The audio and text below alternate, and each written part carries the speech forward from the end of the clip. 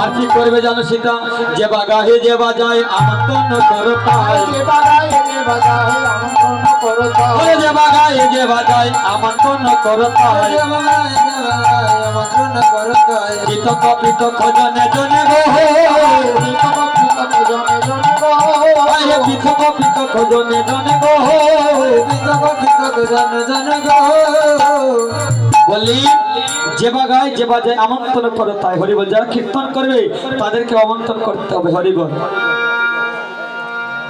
আমি আপনাদের চরণে ধরে প্রার্থনা করছি, কমিটির দাদা ভাইরা যারা আছে, আপনাদের এলাকায় অনেক গুণীজন কীর্তনী আছেন, আপনারা কৃপা করে তাদেরকে আঙ্গিনায় গিয়ে আমন্ত্রণ করবেন, সেই প্রার্থনা আপনাদের চরণে রইল, হরিবল। বলি যারা কীর্তন করবে, একজন ঘরে যদি দুজন কীর্তনে থাকেন, একজন মৃদঙ্গ বাদক, একজন করতালি, তাহলে যার যার নিমন্ত্রণ যার যার কাছে দিতে হবে। পিতার নিমন্ত্রণ পুত্রের কাছে দিলে হবে না, আর পুত্রের নিমন্ত্রণ পিতার কাছে দিলে হবে না, হরিবল। পৃথক পৃথক জনে জনে। হ্যাঁ,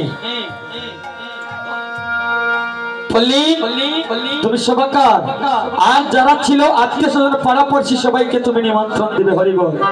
আমন্ত্রণ করবেন। ব্রাহ্মণ গোসাই যারা আছে, গুরু গোসাই যারা আছে, তাদেরকে আমন্ত্রণ করার কথা বললেন, হরিবল।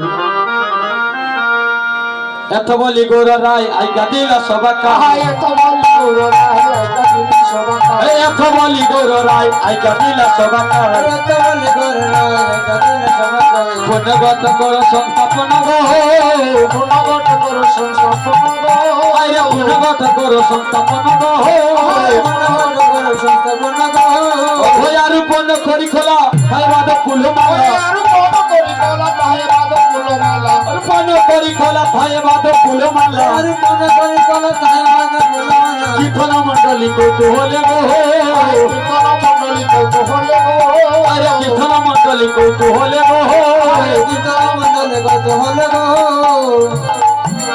এই যে কলা গাছটা দিয়েছে সেটা নিচটাকে কাটা আছে, হরিবল, কাটা আছে।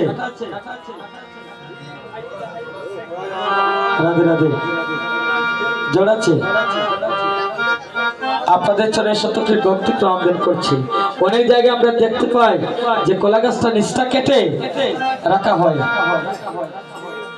সেখানে আরোপণ করতে হবে। এই যে কদলী বৃক্ষ রম্বা, সেখানেও তিনি এমনিতে সেখানে আসলেন না, অনেকে মনে মনে ভাবি যে সেটা সুন্দরের জন্য দেওয়া হয়। রম্বা ছিলেন